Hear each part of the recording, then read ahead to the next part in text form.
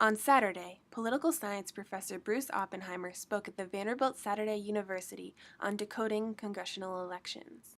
He spoke candidly with the audience, making predictions that, although less than optimistic, he backed up with reason, thought, and explanation. Here, he explains how competitive elections take place in a non-competitive environment and what that means for an election's worth.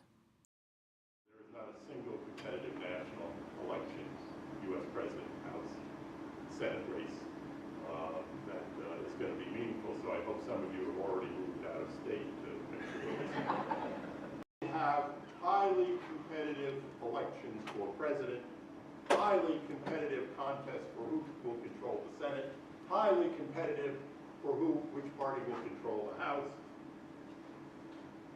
But it is being fought out in an increasingly non-competitive environment.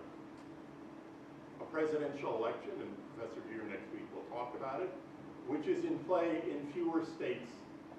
Right now, I think we have 9 states in play, and that's an exaggeration problem. Far fewer than used to be in play.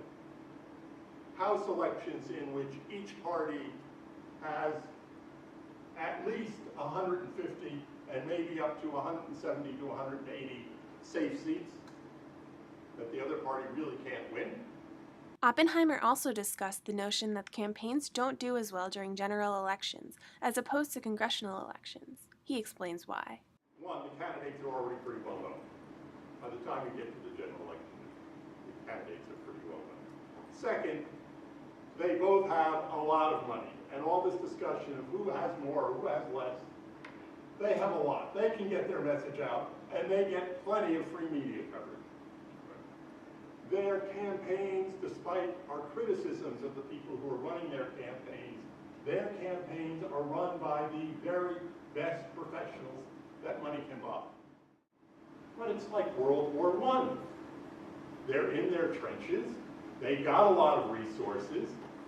They'll make attacks at one another. There's a lot of noise, a lot of action. It gets a lot of coverage. But the battle line doesn't move very much. So my one piece of early advice to you is if you've got a lot of spare change left around and you want to invest in campaigns and in politics, invest it in primary elections for the House and Senate. Don't wait to invest in the presidential election. That's where you're going to get a lot of bang for your buck. That's where money really makes a difference. Oppenheimer leaves us with his prediction for what we can expect in the 2012 election. As he admits, it's not too exciting.